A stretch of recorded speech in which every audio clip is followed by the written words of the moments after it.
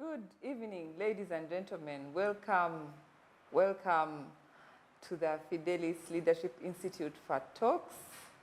We are counting down and winding down the year. Oh, what a year it has been.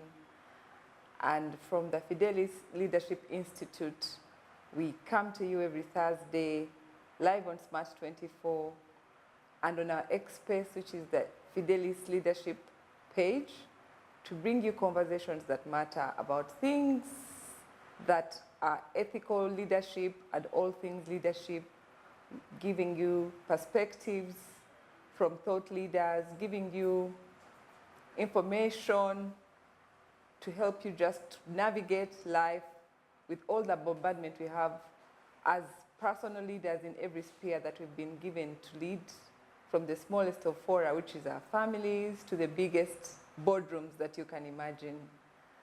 We are committed as FLI to create a critical mass of leaders, and we are very committed to selling ethics at the core of our values, and that is why we come to you to remind you of the conversations that matter on a weekly basis. My name is Nanza, to host and moderate today's talks, and I'm very excited for this edition. With me in studio, I have people. Unlike the usual, I have people that are going to discuss a lot of cross-cutting issues. We will call this the family edition, the fat family edition, and trust me when I say fat and family in the same breath, because the people in the studio today are the poster people for fatness, which is faithful, available, and teachable, and they're also the poster people for leadership at every sphere. I am a big advocate for leadership without title, and these people are coming to us in designated capacities, but also in their own rights as leaders, as we will get to meet them on the show. I would like to make the introductions, but it would be nice for them to introduce themselves. And just to put it out there, they are here because they merit to be here. One of them is an alumni of the Fidelis Leadership Institute. He just graduated in the last cohort, but he's much, much more than just a graduate of the last cohort. I am privileged, excited, and thrilled to introduce Apollo on my immediate left and Fiona, the Mbowas. They will tell us more about themselves. Welcome to the show.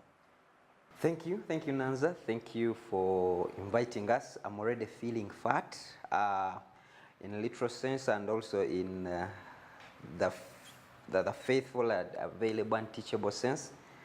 We are glad to be here. I'm Apollo Mbowa. It is good manners to always introduce your lady, but I will allow her to put on all the other bits. But this is my wife, Atkunda, Fiona Mbowa. I call her Atkunda. She prefers Mbowa. And we've been married the last 13 years, but we've been partners for longer than that. We partners in other things, business and everything else. We do life together. We've been doing life together. We hope we will continue doing it together. She's a mother. She's also the CEO of Home Affairs and everything relating to the pocket. Yeah, I'm the COO, she's the CEO and CFO. Interesting. Yeah, but let her finish the introduction. Hello, Fiona. Hello, Nanza. Thank you very much for having us. I'm Fiona Tukunda Mbowa. You've introduced most of my... Yes, I'm a mother, I'm a wife, I'm a marriage enthusiast. I really love marriages and seeing them work. And what else? Yeah, that is briefly me. I'm an accountant, but I don't like it. I'm more into children and seeing them develop to be what God has destined them to be, and also to see marriages work the way God intended them to be, not the way things are right now. Great. That is a very deep, already going deep on us, introduction of yourself, Fiona, who is an accountant, but relates more as a mother, a marriage enthusiast. Fiona also has a show on another television. We will look up her socials where she hosts a program called Ring Diaries. That should tell us a lot about her and where her heart is and where she's serving and leading. So welcome to the show, Mbowas. And I'm her husband. And Apollo wants every listener and viewer to know that she is proudly the husband of Fiona. Yeah. I think that's my biggest job because I realized she introduced herself as so many other things. And she forgot that. No, even the wife she did. But then when I'm going through my introductions, I think I can only say I am the husband too, a marriage enthusiast, I'm husband too, a child something, I'm a husband too, an accountant. Oh, nice. I am also there, I exist, yes. Okay, that brings us to the fun part. There's this joke, I don't know if there are any couples that you followed or that you follow or that you know, but I want to assume you know George Clooney and the wife, Amal. Apollo, do you know George Clooney? I know George Clooney. I know He George was Clooney. named most handsome man, so Yeah, I'm sure I know Fiona George. knows George Clooney. Now, I don't know what else. I don't want to speak for her, but Okay. Nanza, one of the things I need to put in perspective is we are local people. Okay. We are bred and raised in Kampala. Kampala is our village, and Wakiso is our residence.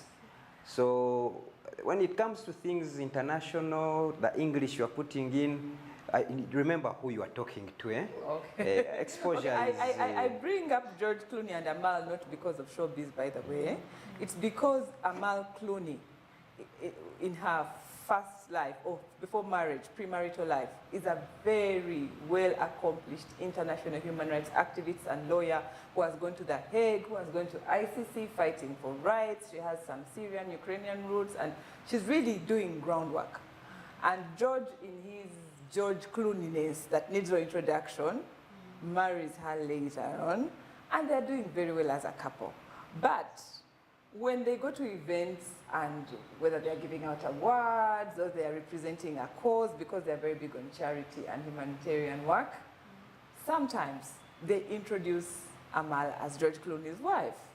So there's this comedian who had to bring a bit of humor to it and read the whole credential of Amal. Like when you compare the two, they've all accomplished stuff in their own right. So they read Amal's resume and it has fought for rights in Syria, went to negotiate with these rebels, saved lives, did it, like it is just she's a well-accomplished woman. And then she concludes, and she is George Clooney, and George Clooney is her husband. So it's a good way to start the talk because we are talking leadership, we are talking about life, we are talking about work life, and Apollo talked about CEO and CFO. CFO, CEO.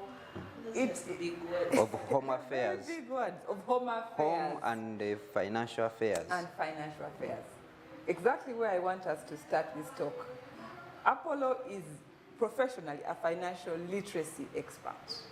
Before the cameras rolled, he was telling me when he gets home, he does not touch finances. What is this role reversal going on in the Mbowa household? I will allow her to first to attempt at that, then I will tell you the truth behind it. But please. No, I think it's just, at home I don't know, he's not a financial literacy expert. I think at the beginning of our marriage we realized that I handle money better, I think. And when we learned that, we realized for him, let him earn and then we put together and me I spend. But of course the planning, we do it together, but he doesn't move with, he rarely has money actually. We just put the money together and we spend off whatever list we have that we're supposed to spend for the month. But also, part of me thinks he gave me that because he knows I don't spend on myself. So if I have the money, he knows it's safer than if he's done with it. But I think basically it's just that I am good at following the plan somehow, better than him. Usually you'd give him money and he comes back with a car every week. So we realize... A car every week, oh. Yes. He'll deposit in on quotes. a car. Yeah, he'll deposit on a car. Yes, like he'll deposit on a car this week, and before he even pays it up, he deposits Moved on to another. Yeah, so realize, you know what? Apollo, a car's your thing? What car do you drive? No, but there, right there is where the conversation is happening. What's your take on those roles? Because looks like in the Mbowa household, we give roles according to who is best suited, not according to traditional. Man must be handling man. Yeah, so we'd like to hear more about roles, if any. Which roles have you, especially the traditional ones, that have you interchanged between the two of you as you run this unit called a family? I think majorly for us, it's more, as you said, it's more of a partnership. Honestly, we don't have the traditional roles. And I remember just after we were married, we'd get out, go back home. We had no children yet. He washes the dishes. I'm cooking. You watch as I wash the dishes. She watches while you She washes while I wash the dishes. I would be cooking or doing something. So it would bring a bit of a friction with the people who would be seeing us. And they'll not understand, why did you marry if you still have to do dishes? But for us, we learned that we need to leverage on the strength that we have. It doesn't make sense for me to sit down and wash dishes when, honestly, one, I don't like it, I don't enjoy it, and if there's something I can actually do and I'm very good at it. So for us, we looked at it as a partnership. What can you do well? What can't I do? Is that something you discussed or you discovered as you run life? Like, because I think it's that you play different roles, whether gender or not, when you're a girlfriend and when you go married. Some people say that means you cross marriage, a lot of things change. So are those roles you learned in the pre-marriage partnership, as Apollo referred to it, or some you have adopted along the marriage journey? I think even before marriage, I would keep our money. When we walk into the studio, he was carrying your handbag. I would actually have his money, his mother's ATM. Wow, mother's ATM. Listen His to this father's part. ATM. Father's ATM as a girlfriend. Yes. But also I think we're not dating for girlfriend. We were sure we were dating You were for already sure you were dating. We were dating for marriage. There was no playing around. It had to work. So Apollo, you're quiet on this issue. Yeah, as it has been demonstrated, while she was saying something a bit there, that you concentrate on each other's strength, and she mentioned there was the dishwasher. And she was the So dishwasher. now she's mentioning about me holding the handbag. So I have great strength in dishwashing, handbag custodian, but to bring this to reality is, you can never assume to be good at everything. Okay. And for me, I am very self-aware. You really hinted a bit that in my professional world, I'm talking about finances. Yeah, I'm talking about finances because I have attained the freedom to talk about them. They are not disturbing me. Oh. Someone is handling. And the minute you get self-aware and you know, me, I will not, like we are now having this conversation, but if money comes in, it will tell me, come, let's go and do something. So I know that I am very self-aware of that, and I need to free myself of that and then concentrate on other things. So, and to many people, it looks like you are giving up your power, but just giving them a tip, it is one of the things that can be empowering. When you know you don't have to worry about the price of sugar. Ooh, like nice. I don't know, if I'm passing through the market, I don't have to buy things because one, I don't have the money, but two, even if I attempted to buy, I would arrive home and I have bought the raw ones, the raw sugar, the sugar in salt, things like that. So thank you, someone gets to do that and then frees my brain to do other things.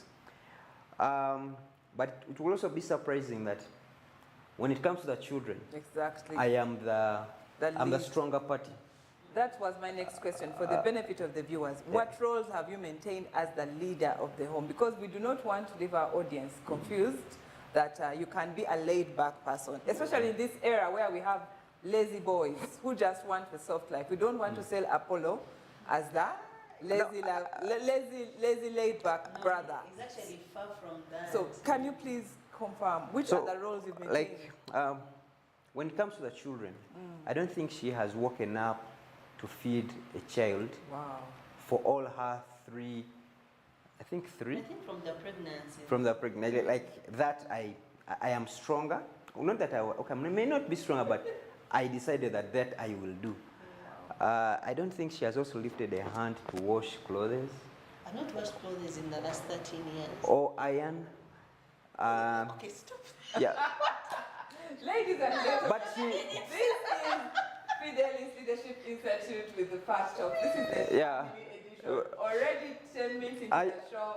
Are you stopping? I had a whole list. I'm coming to make sure that the viewers and the audience know what's happening in studio, because this conversation is becoming very interesting. We have the Mbowas discussing leadership from every angle. We have a financial literacy expert in Mr. Mbowa who doesn't handle finances at home. We have a mother who is very passionate about children in Fiona Mbowa who doesn't change diapers, doesn't wash clothes, doesn't wake up. Like, this is so fun. Please check our Twitter's face. Come to So I was still going on with that list. Yes, and listen to the Mbowas mess with us on this family edition. To flip it a bit, I don't know the price of sugar. I also don't know which Irish is good, which is not good. Which is good for chips, which is good for kadoko. Those things, even if you drag me and put me in the market, for me I will stand in one place and I say, whatever I don't see is not in the market. So she's on that point, she will go into the market and then we ask, bargain here and then go and then bargain there and then bargain there. I can't do that. And then she says, we are not eating, things like that. So at that point, if you had given me the bit to manage the home from that perspective, I don't think I would have done it. So, and I enjoy the dynamism. Some roles are also now changing. I predict a sharp shift in the next 5 years. I'll be now managing the finances, things like that. But you have to come with proof that you are now the better party. How are you gathering that proof? No, we actually tried it out. First handle finances for 6 months. Then I hand over. We had to have an actual evidence. You think okay? If it is an issue, let's handle for 6 months. After 6 months, let's evaluate and see what is there, what is on ground. And then after, he properly allowed and handed back with no. But I'm in school. You're in school. I'm in school. You are a graduate of and you do financial literacy. Yes, and I am the headmaster of the School of Money. So every time I stand on the stage and I'm delivering a message, I am schooling myself. And then you school. While I deliver it to them, I am actually the first attendant. And I have taken notes. I am taking notes. I am still in school. I give myself the next 5 years before I can come take over your boss's job. If she's not better, if I have schooled myself better, I'll definitely take it over. But if she has also taken off time to stay in school, she has the job for them. Yeah. This is a very interesting dynamic. We have the family edition of the Fat Talks this week with the Mbowas in the house. They're already shaking up things and changing paradigms, but also sharing very useful insights on open-mindedness and dynamics regarding family leadership, not just finances, even though Apollo is a certified financial expert and Fiona is an accountant. We are going to touch on many things outside finances, so stay in touch, call a friend, join our experts, tune into Smart 24, and talk to us on our socials that are going to be shared shortly. So to wind up the segment in a fun way, you talked about children, who changes diapers and what. I overheard a fly on the wall. Who names the children, for example? That's a very small role or a big role, depending on how much social, cultural attachment there is, because we are heading into a direction of external influences on leadership roles in the family. So who names the children? And if you don't mind, Please share the beautiful names and if there is any reason of our children, the Mbowas, that I have heard whispered. She should answer this, but before she answers, she may leave out some things. Okay. In this family, I'm also the one in touch with if there is hardware and software, I am the software of the family. So you're updated more regularly? So if it is, when it comes to the names of the children, she has names. But then I am the more thought through process and I come with something with. We will hear. And but so what are the children's names and what are their ages, if you don't mind sharing? So we have 3 children, 2 boys and 1 girl. The first one is... So far. No. See? Okay. Okay, what are the names? So What are far the names 3. and what is the rationale behind the The first naming? born is King Nehemiah, he's 9. Great. Second born is Gold, called Joachim. And then King, Gold, the Joachim. girl is Crown. We have a king, we have gold and a crown. Any Yes. particular reason or Why the rationale? naming? It was... I mean the crown, the king and the jewel. The Well, gold, the the first one king was and the king. crown. Yes.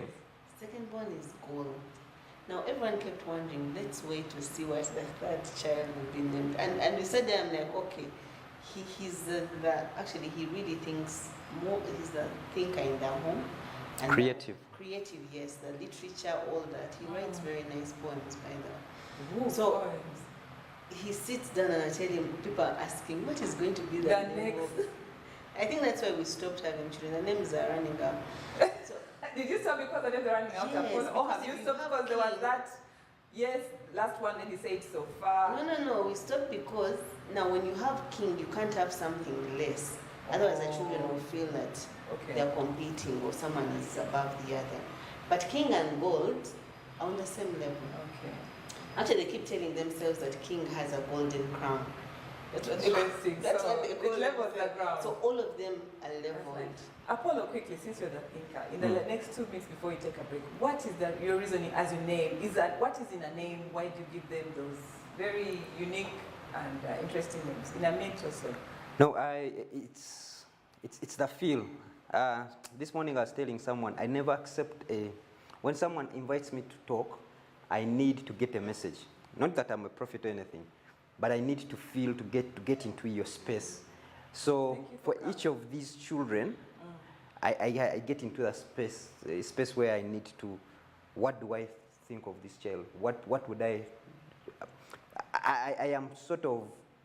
So I there have is an my intentionality yes. to the name. So when I talk about king, is I know that he's going to be a king of Buganda or anything, but he has to be a king in whatever he chooses to do. Okay. Gold is precious and he should be valued like for whatever he places his hand on, and he has chosen. It's And his then decision crown? is his, And and crown definitely is the highlight of everything. Like Hey. she will, she Nice. just takes over. She steps into an audience and takes over. She's like when you are in.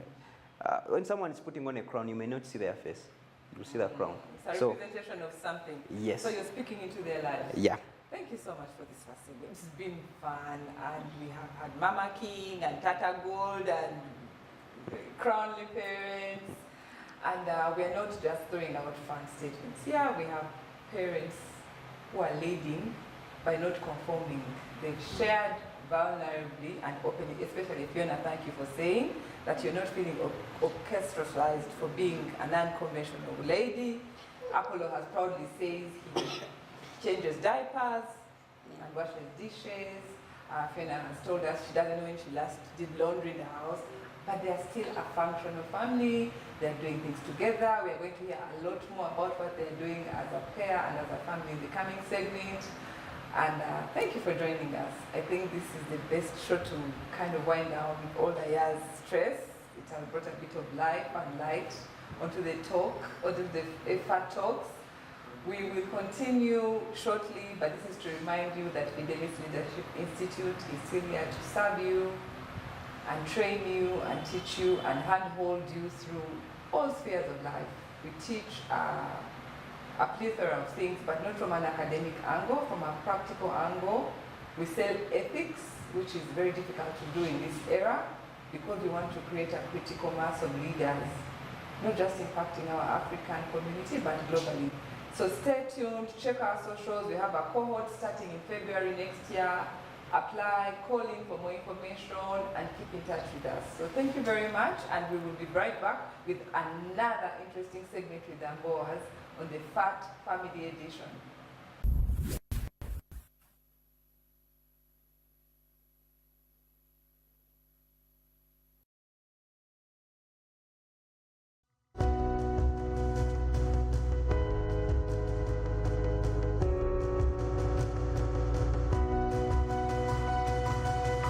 Smart 24, driving business.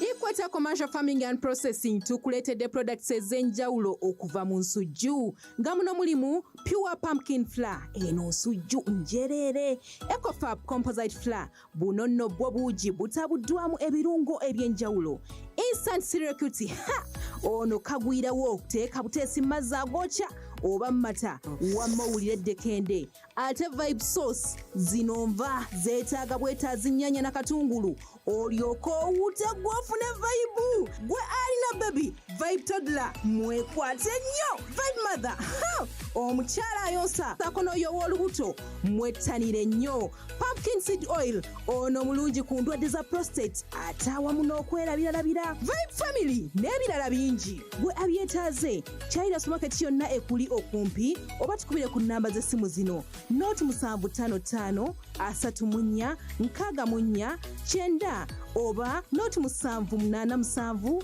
42 41 02. Ecofab Nutri-Foods. Ugandans come to Ginger City every weekend, and December 16th, 2023 is Uganda's end-of-year party as Smart FM hosts the Smart Swag Fest Season 2. Don't miss performances from Uganda's top DJs, MCs and artists like the king herself, Cindy Baby, and her full band, Fig for Maker, UG Boys, Kesmon Switch, King Zamba, Waymaker Official, Voice Nasi, Zaptom Rizla, Lance Soldier, and many more local artists. Let's meet at the Chairman's Back, next to Ginger Showgrounds. Get your early bird tickets now at 15K and at the gate 20K. Gets open from 10 a.m. till late. The Smart Swag Fest is organized by 89 Smart FM and Hot Shots. Powered by Smart 24 TV, Sisan Suits, NBS Cordeo, GZ Mechatronics, Ginger Hippos, Kampala University, Albeit Electronics and Solar Center, TMU Tubing and Rafting, Banji Uganda, Quad Biking Ginger, Cable Giants, Stardom Visuals and Audio, Bidco, and Club. Tastefully different, not for sale to persons under 18. Luxury redefined at Seasan Hotel as you indulge in the splendor of elegant living fit for the royalty that you are. Step into comfort, pampering and blissful customer-centric service as you select from our range of comfy, exquisite living quarters furnished to meet with your royal preference. Surrounded by scenic beauty, our tropical setting allows you to escape the glamorous ordeal of city life. Our ambient green gardens will guide you to a place of revitalizing rest. The 3-star restaurant caters to your palate, serving your choice menu ranging from exotic cuisines to local delicacies. Our chefs will serve you full-course meals for a truly out-of-this-world culinary experience. Our fully stocked bar to whet your throat, from renowned global brand whisks, brandies, gins, beers and wines to our locally celebrated beverages, you will not lack for any brewage. It's an all-new experience in the East at Seasan Hotel, so visit today at Plot 15 to 19 Spire Road, Ginger, or contact us on +256 751 719 960 and +256 785 354 614 for reservations. Seasan Hotels, luxury redefined.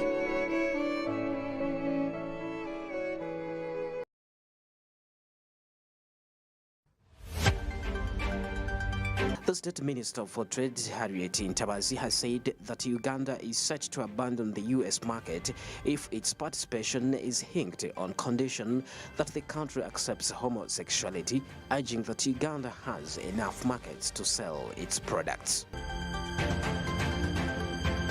Parliament has granted authorization for 2 loans amounting to 1.235 trillion shillings from the Islamic Development Bank and 1.21 trillion shillings from the OPEC Fund for International Development. These funds are designed for the enhancement of national roads and the pre-financing of Masaka-Mutukula road construction, as well as the rehabilitation of Nyendo Villa Maria Road. Speaker Anita Mong has refuted allegations suggesting that each member of parliament will receive 100 million shillings for approving the supplementary budget of 3.5 trillion shillings. Mong dismissed these claims as diversionary tactics and a strategic move by politicians facing criticism for their association with gay movements. The Speaker emphasized that Parliament will not engage in wasting its time on misleading narratives intended to benefit select few individuals. Museveni meets His Majesty Charles Wesley Mumbere of Rwenzururu. During the meeting with the King and his wife Nyabaole Agnes Itungo at State House, the President was pleased to learn that the Obusinga of Rwenzururu had begun a new chapter which is aligned with the National Resistance Movement vision, which has 3 historical missions, which is prosperity, socio-economic transformation, and strategic development. Government has reached an agreement with the Chinese firm to construct Masaka-Mutukula Road at a cost of 691.680 billion and have the money paid within 2 years after the completion of works. Henry Musasizi, the State Minister for Finance and General Duties, made the revelation while appearing before the Parliament's National Economic Committee. The Standard Bank Group has named Francis Karuhanga as the new chief executive for Stanbic Holdings. Karuhanga is a fellow of Association Chartered Certified Accountant and a certified financial service auditor who holds a master's degree in accounting and finance as well as a Bachelor of Commerce.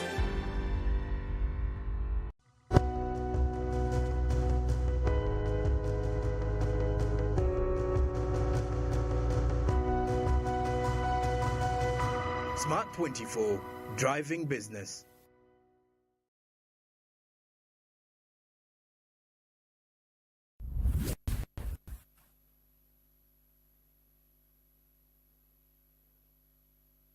Welcome back, viewers and listeners, to the FAT Talks by the Fidelis Leadership Institute. My name is Nanza, hosting the family edition as we wind down the year. And for those who are just joining us, we have the Mbowas, a FAT family that has shared in the first segment very interesting insights about how they are leading in their capacities as husband and wife, as partners. They are also leading as business owners. And that is the part I want us to start with in this segment. There's such a thing as, you said we don't talk too much English because you are Wakiso people. But I'm sure you have smartphones, and these things find a way to creep in. Whether they are from California to Wakiso, they find their way to your space. Something called lovepreneurship. From what you have just discussed, 13 years of marriage and many more of partnership before the ring, you're doing things together. What are you doing together as partners, business-wise? I don't want to spoil it for them. And how has it been in this lovepreneurship? Some think it's a bad mix, you put business and marriage. Others say it's the best and only way because everybody's interests are covered. So we'll start with you, Fiona. What has been your lovepreneurship journey? And did you choose it? Did it happen to you? Thank you very much, Nanza. So we own a school. We own a school back in our village in Bolenga. And this school has been 6 years now. Yes. It started out by 2 lazy parents. after King turned 3, we were like, we need to find a place for him. We looked around and couldn't find a nice school. I think that the school that we found was in Namugongo. It's a school in Namugongo that we found, and clearly from Bulenga to Namugongo every day. It was not going to work out. So what we did, and I remember that time they were paying $1,500, the school we wanted. I don't even think we could afford it. But we sat down and figured, if you can pay $1,500 for a child one term, can't I get 6 teachers to teach my child? But initially I've always had, and then shockingly differently, we all wanted to have a kindergarten. We write a lot. So in his journal, like long time, he had a kindergarten, and also mine had a kindergarten. So we thought this is a good time to start. So we got into, we had some rentals we had built. We're like, you know what, let's turn them into a school for King. It's actually called Little Kings. For King, now it is just to teach him. So we interviewed. Is that what they call a planned child? King was born and the school was made out of his needs. No, but also I told him, for us to have a child, I need to be sure. I don't want to have a child who's going to lack. So for every child that comes, before the child comes, we need to have an investment for them. So for King, it was a school. We're like, okay, fine. So we had teachers come around, and what started out like just for King people, fellow parents who needed a good school. May I confirm that on the onset, you are willing to say go a year or 6 months with just King in the school and 6 teachers coming to teach him? Yes. While you have all the plans for a school, but you are not intimidated. You are, so the formation, the goal was built around King's needs first. How do we make sure that a child gets the same education as any child in the Kampala schools, but without us having to wake up very early to go to take the child? So I got teachers, got a teacher from an international school to train them, and they were top-notch teaching my one child who refused to go to school that term. But hold on, having gotten all this red and yellow gold carpet laid out for King to study alone with 6 teachers coming to him, King did not study. He would run back home. And I think teachers used to fear, this is the director's son, what do we do? So how long did it take before you got other children? That very term, we studied in that third term, so that we studied the environment. And because of the way we're doing our things, one teacher brought their child, so there were 2. Another parent was just passing by, like, okay, what are you going to do? You have swings. We're like, we're going to start a school. So that time there were 2.5. King was half. Was a half. And how many do we have right now? Right now we have 180. Wow. But also that's because we cap. I don't want many children. Okay, interesting. So we cap it up. Apple. Yep. Lovepreneurship, your experience. That's a new term today. I am just going to be blasting it around like lovepreneurship. Yes. Yes, but as she said, the school was an opportunity. It's something I had the plans in one of my diaries that my father had given me. But when King was to go to school, and we saw we could afford some money, and that same money could actually pay all these teachers, it just became as an opportunity, and we grabbed it.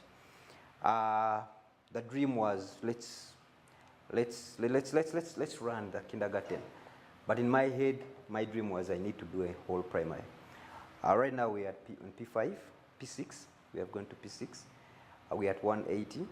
But while we are making this, remember we are making something for our children. For me, I am looking at that opportunity when whatever I want can actually be sustained, can sustain itself. So if I want a top-notch school for my child that I have made, how can I drive it to a point where it can actually drive itself? We haven't turned a profit yet, but when it comes to the capital accumulation, what started as rentals, we now have a storage building coming up.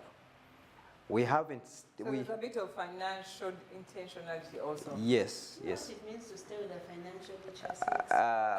Who doesn't want to do finances at home? But Yep. for the business. No, it's a now for me the personal finance it's a self-awareness question. But now this is a business.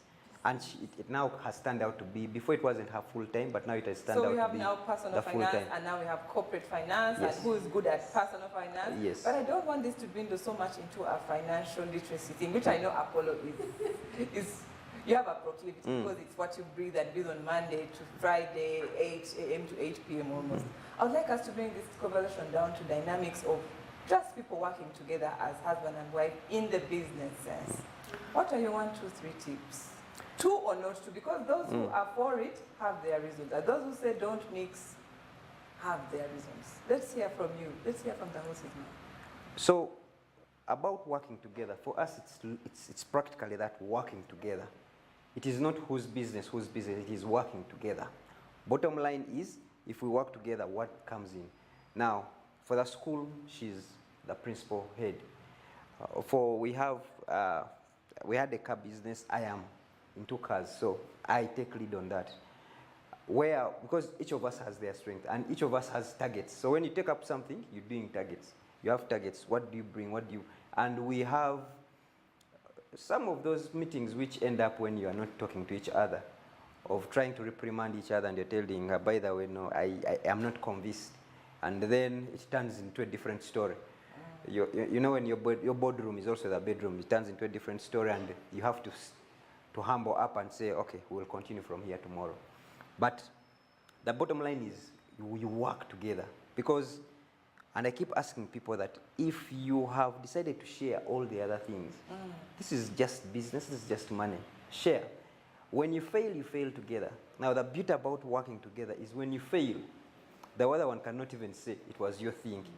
You fail together. You join the ideas. Yes. But the question would be, had you not married Fiona, who has financial discipline and financial literacy and willingness Allegedly. to learn? Allegedly. But for the business, it's completely different. My God, interesting. Completely different. If a person out there is wondering that I would love to have this model, the Mbowas model, allow me to call it the Mbowas model of lovepreneurship, but my person doesn't want to know. Go back to the beginning. Every couple is unique. Like even this, what you're calling the Mbowas model, is not the best model. There are some super couples we have met and we said, what? Like you do not, like you I love you, but you can't even untie their shoes. They are like, they're so efficient in whatever they do. They're so entangled. They're speaking the same thing. They're doing presentation. I do things which she doesn't do. She does things which I don't do. She does TV. She does TV. I don't do TV. I do speaking. She doesn't do speaking. But then we bring this together. But there are couples, when they go to speak, they're speaking together. When they go to do TV, they do together. So it's not one size fits all. It's unique. But she's an expert. No, and the TV character here. I meant to message her and speak, but she's a TV But the TV character here, she's Well, I'm very quiet, but I'm... like she's at home when on TV. Passionate about something, then the passion overtakes your other fears, right? Like we all are. Thank you so much for tuning into Fidelis Leadership Fat Talks. This is the family edition. I would like to call it the fun family edition. We have a fat family in the name of the Mbowas, who are talking all things marriage, leadership, finances, naming children, role reversal. We are going to just have a good time with them as we expound on this whole thing of leadership in all spheres, be it in the small docket where it starts at home or in the biggest boardrooms, maybe in a Fortune 500 company. Please join us every Thursday on our Express, which is Fidelis Leadership, and on Smart 24 Live for such talks and more. This is the fun version because we are ending the year and we are hoping that you have taken in all the serious information, and then we need to relax as we prepare for the coming year. At Fidelis Leadership Institute, we have a training, a fellowship that happens for 6 months, and you come to us. We have customized training on topical issues and a package that includes what you would need to strive as a leader, wherever you're placed. Our next cohort starts in February. Check out our web pages and our socials to get more information. And we can also get bespoke courses for you, bespoke trainings for your team, as we try to create a critical mass of ethical leaders anywhere, in any sphere and any industry. We believe in selling ethics. We are unapologetic about that. And we want to create like-minded thought leaders in every possible industry. So in this last segment, to make things a little bit fun, we're talking about lovepreneurship, where couples are working, building businesses together. Apollo has just confirmed that it's never a one-size-fits-all. You have to know in person. Fiona said too that they do have personal finances where she's very good in managing the home finances, but now as their portfolio is growing into corporate finances, as they're running a business, now Apollo has strapped up, and he has promised us to overtake Fiona in the financial space because he has had the humility to learn. Apollo is proving to us yet again that it doesn't matter how much you know, there's room to be faithful, first of all, to be available, but most importantly, teachable, which is what we espouse as FLI. We are faithful, available, and teachable. I can't thank this couple enough for coming to us. Thank you very much. But in this segment, the last one, because we are talking leadership, I wish King, Crown, and Gold were old enough to be on this show to tell us. We have seen families which have very well organized dreams and passions and planned legacies, and then the children don't want to know. Is King going to become a financial expert like Apollo? Is he going to be an educationist like Fiona? Do you have plans for them? Do you look at their persona? Do you want them to take over the business? Because we think long term. I am a big enthusiastic person when it comes to sustainability. What do you think about leadership in families where, one, the parents are very passionate about something? Some are doctors, some are engineers, and they think it should be their family brand. And, or inadvertently, because that's how you brought up your children, and that's all you've modeled, when a child comes and says, I want to be a spoken word artist, thankfully Apollo is a poet. Some parents have never heard of spoken word. What do you say? What, is King and Crown going to be a business person? I think when we have studied these children, they are so different. It shocks you. Like they are so different. As in their individual personalities. They are so different. King is quiet, but he knows almost, I think, everything. And what we try to do, and what I encourage people to do, one, don't force the business on the children. They need to earn it. Or profession. Yes, they need to earn it. For business sense, they need to. You don't hand it down to them. Yes. It's not they theirs. They need to show that this is not, and they know it. Even when King knows the school is called Little Kings, he knows it's not his. It's not his. And I remember yesterday I was telling something. Then someone was saying, Crown, aren't you going to your home? It's like, no, that is not my home. That is Daddy and Mommy's home. Oh. So they know that this is what? Daddy and Mommy's. But we need to earn it for it to become ours. But what we try to do is, one, he moves with the children sometimes for his shows. Oh. Of when he's going to talk. And when they come back, they have their things written. King will tell you, Mommy, here we're spending a lot of money. Daddy told us not to use this money like this. Like they actually listen, and I like that they're paying attention. Actually, Saturday he went with them for a talk in Katusi. And they come back when they are not in, they say, save, earn, eat. But then they emphasize, when we reach the eating the money. Because it's a lot of saving and investing. So saving and investment. And we've also been practical. They actually save the money. They save their money, put it together, and know. Of course, right now they're saving for Christmas. And I know we have to put our money. Whatever I do, whatever chore I do, I need to get money and put it together. Just a second, I'm having a hard time taking us away from financial literacy. Yes, no. For some reason, I think Apollo has rubbed off on you every conversation. I would like to speak to families that don't. Let me save you. Let me save you. Yes, maybe another and this for the children. For me, I believe in preparing your children, not preparing for them. Okay. And I'm actually very intentional, reminding them what things are theirs and what things are mine.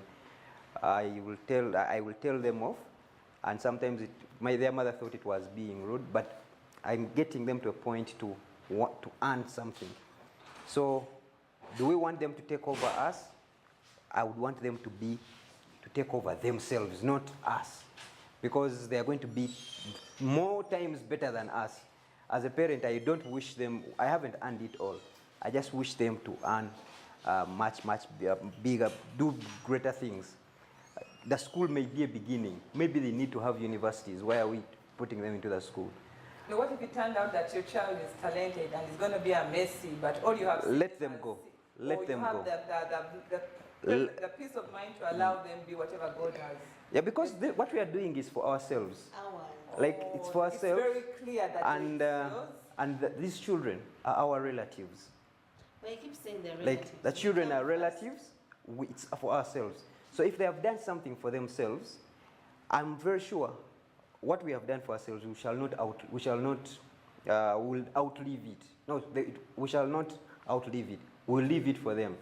So if they have done something for themselves and they are prepared, they will definitely take on, or they will sell it, whatever they decide to do, as long as they are doing something for themselves. Okay. So for us, we believe, let's prepare them.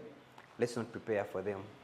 I won't feel guilty if I leave nothing, but I have left them with a wealth of information and education that can get them 10 times. Education that can propel them to much greater heights than you did. Yes.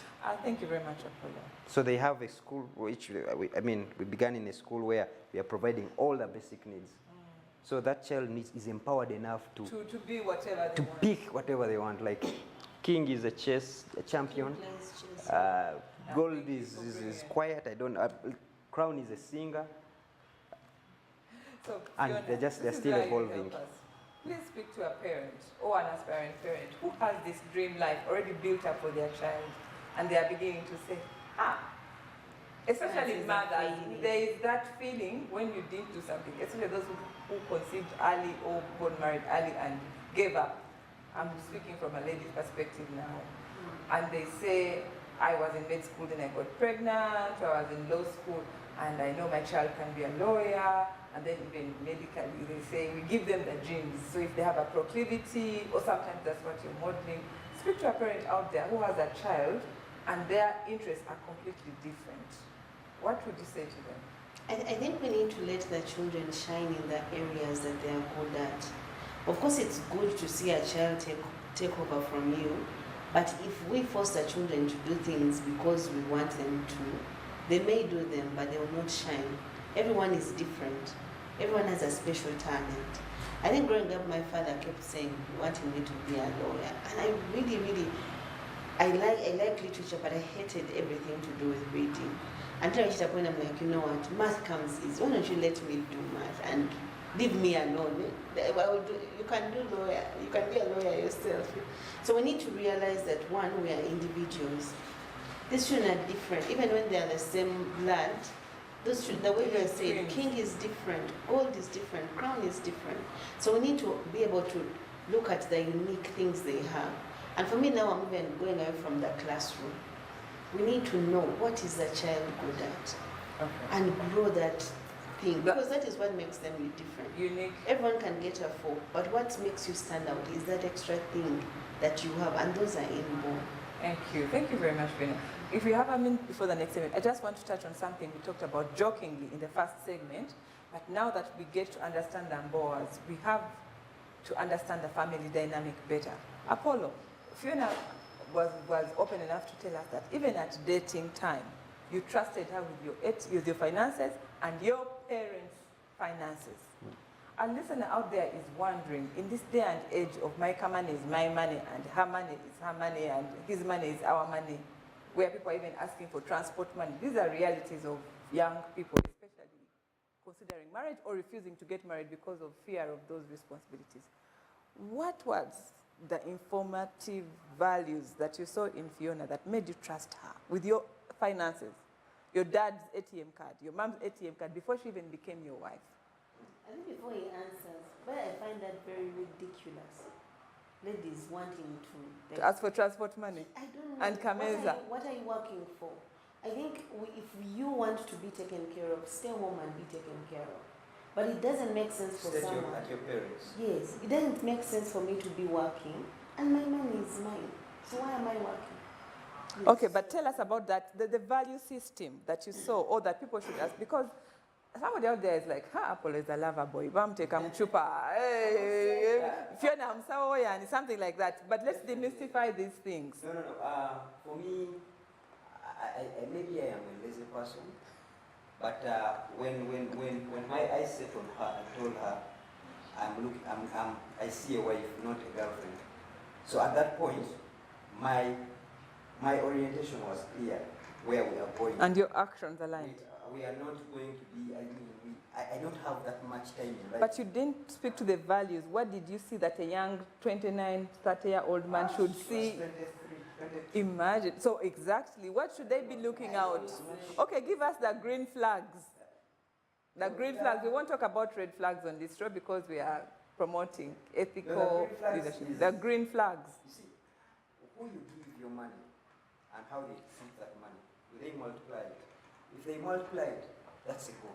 Fiona, you are multiplying money at 23 as a girlfriend for your boyfriend? Like, if you are in need of money, if you're in need of money and they can step in, better. She was an agent at a call center in our last year of dating.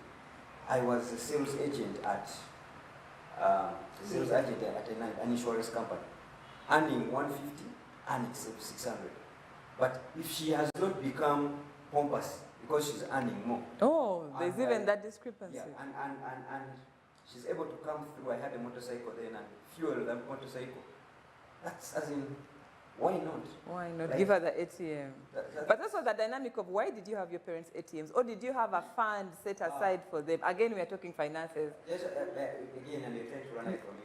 But one of the brilliant things my father did, I think, was to prepare me, was him to show me his money.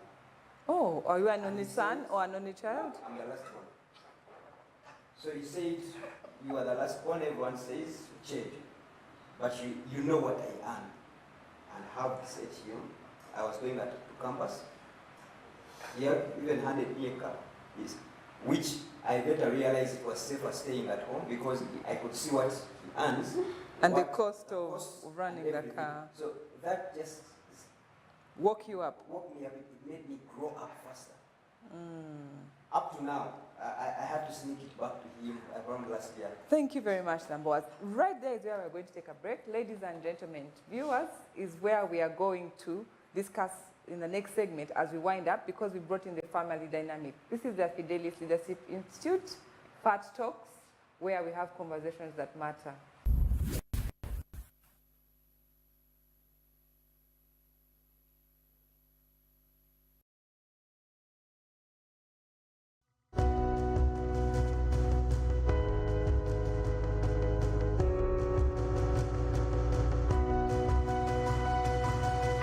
Smart 24, driving business.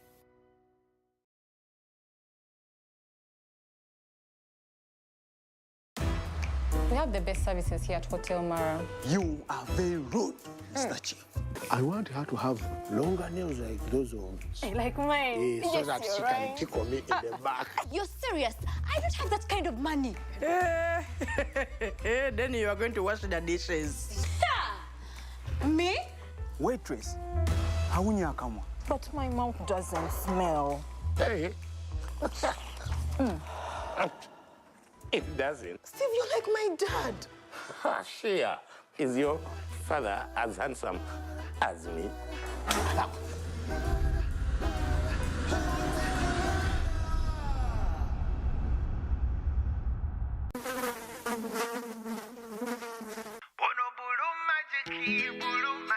Is my joy. Ono bulu magiki wange.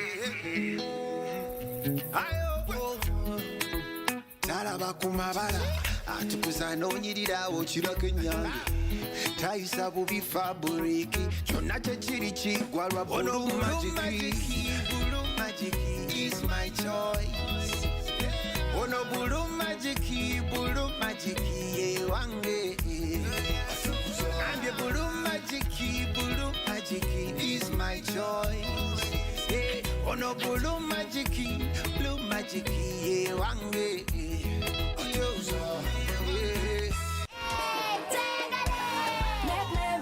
Make memories, settle in our content.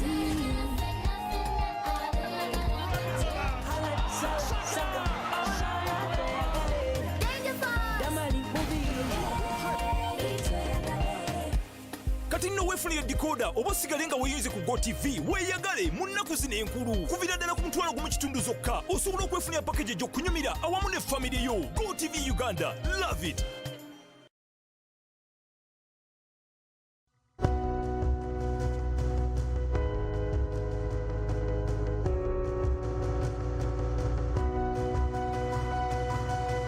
Smart 24, driving business.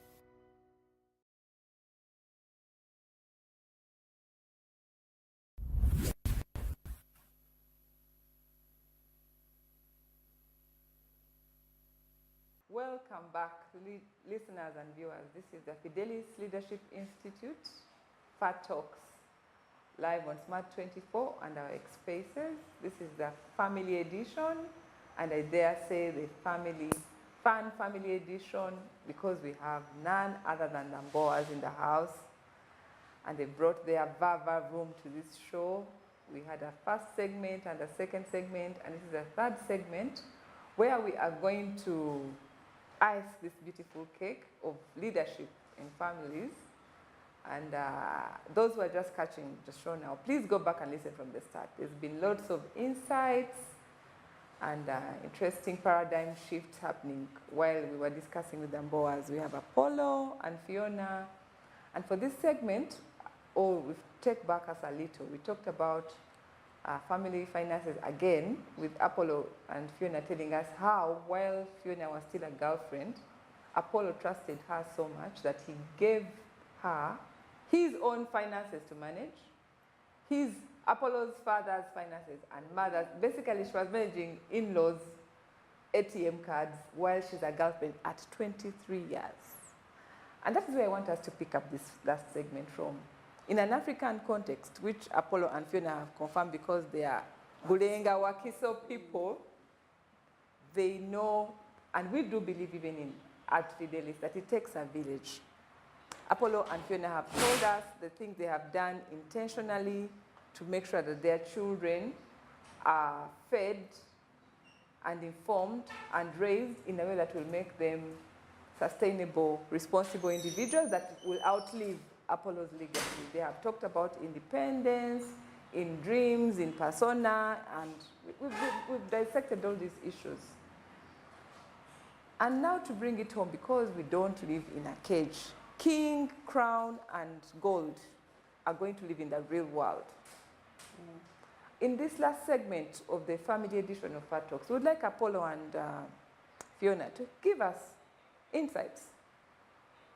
How they are preparing their well-prepared children for the real world that may not have had the same values that they're instilling in their children. I think we'll start with Fiona because she says she's the one who's the passionate mother and enthusiast. Take it away. And I think that is one of my biggest fears. As a mother. As a mother. You prepared your children. Of course, right now you make sure that they can interact with people who like you share values with. For example, I am really, really not comfortable with sleepovers unless I know the family. I think the couple will be slept like at my twins' place or when they go to their grandparents' place, like a place you know, you share the same values. But of course the fear is that can only last so long. You have to send them out into the world. So the preparing we're giving our children is they need to be able to tell right from wrong. I keep telling them, wherever you are, for you this is what, it doesn't matter what everyone else is saying. For you, what do you know as truth?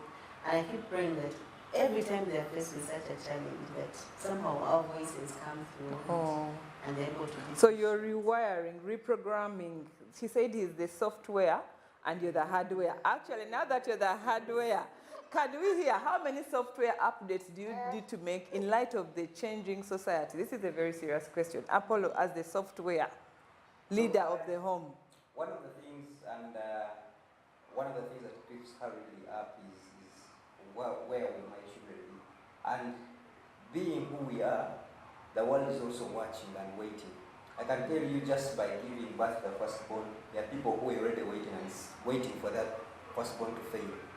And one of the things that wakes me up every day in the morning is to see that I actually succeed and laugh at them. Because they are waiting for this children to fail. So she's very intentional about praying for these children. So prayer, there's a She place for prayed, like, faith she and prayed prayer. for our newborn girl, for the man she's going to marry. That's who you marry. When The we were in scan the showed. hospital, I started praying for that future husband.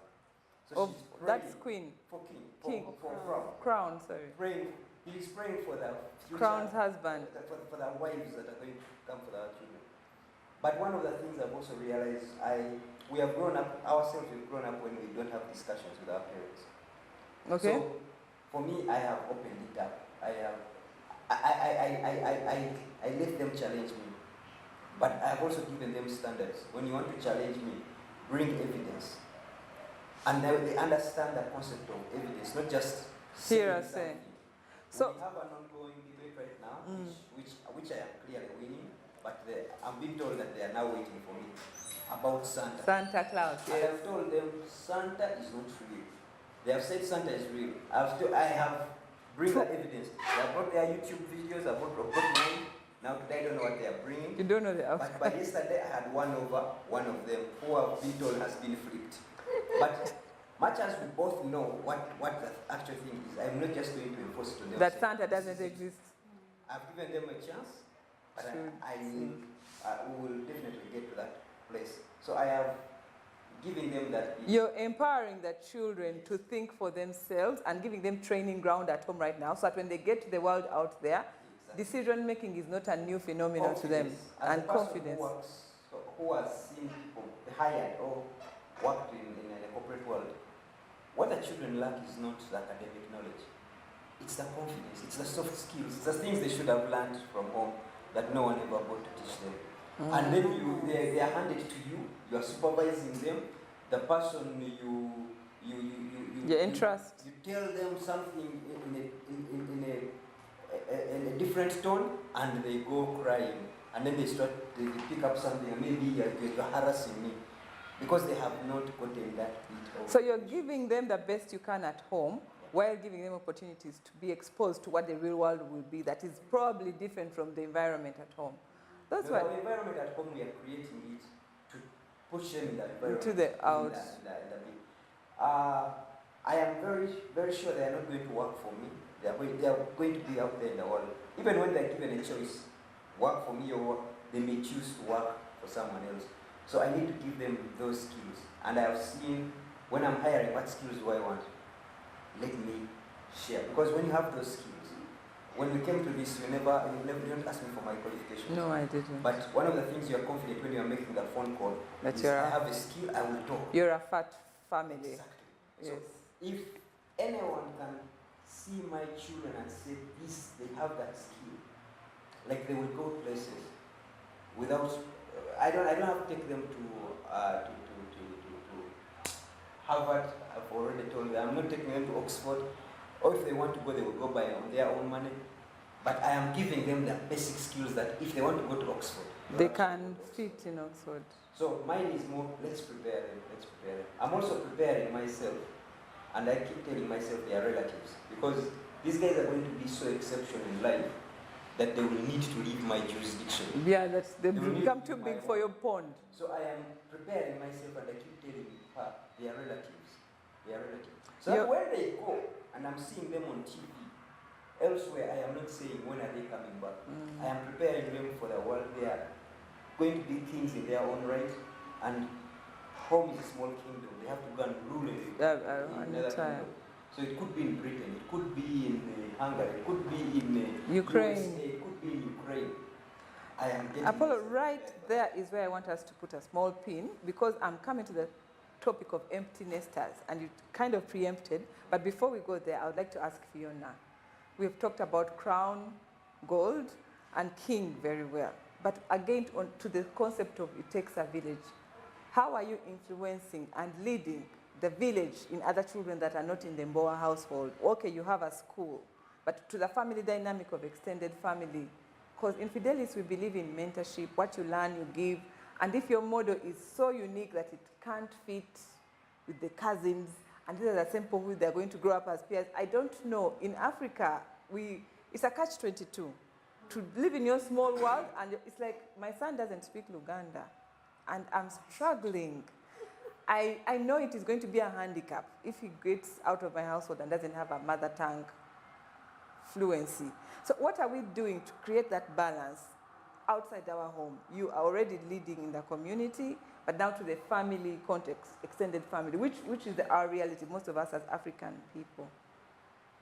Those who can't afford kings but are connected to you, your other relatives outside the three, how are you impacting them?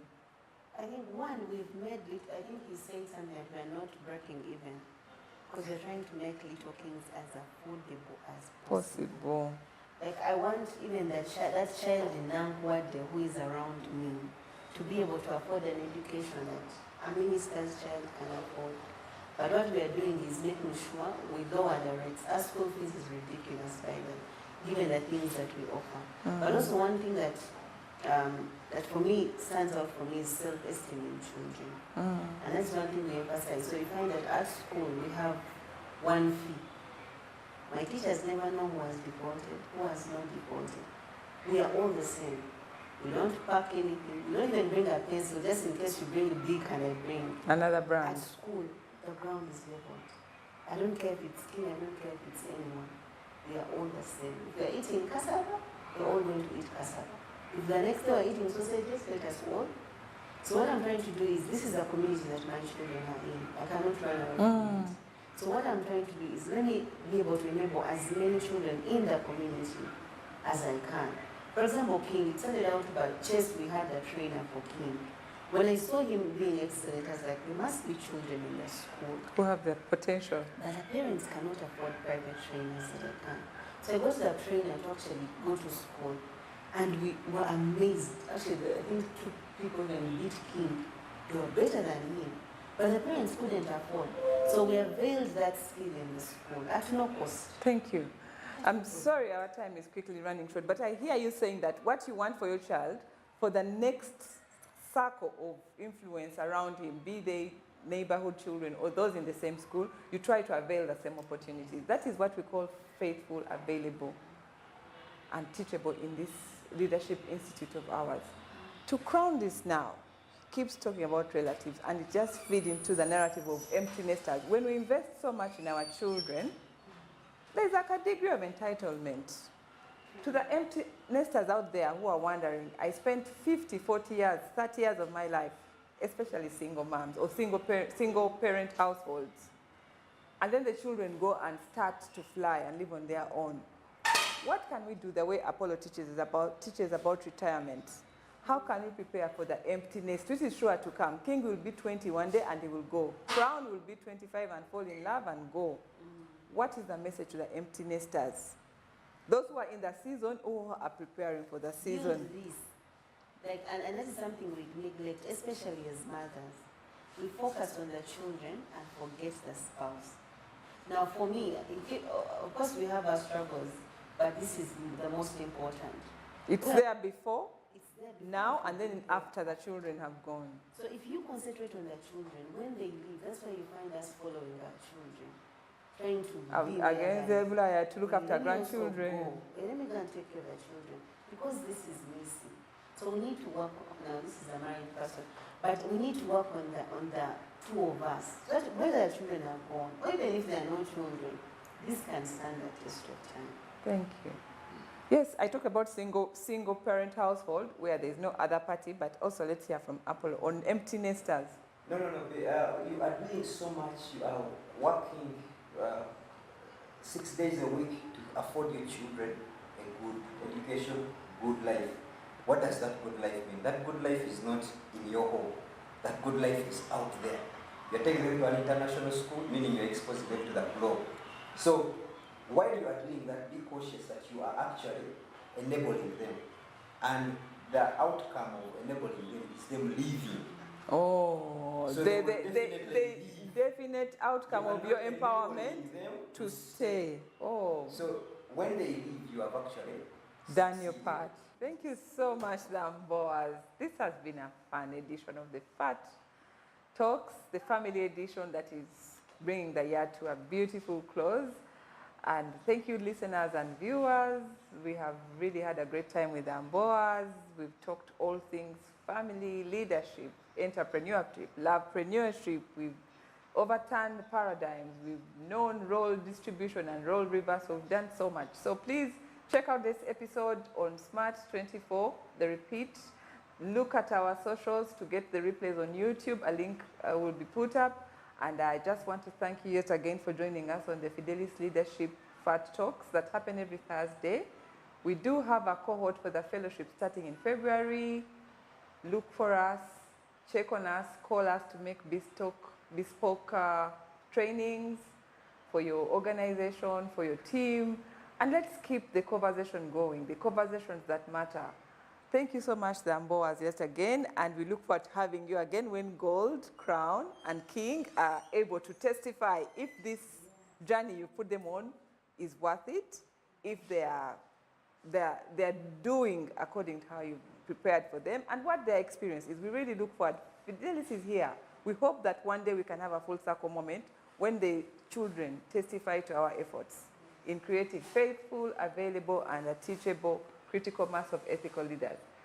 From me and the team at Fidelis, we wish you a Merry Christmas. We wish you a nice conclusion of the end of the year festivities. Stay faithful, stay available, stay teachable, wherever you have to be in this season. Have a nice week, and bye-bye.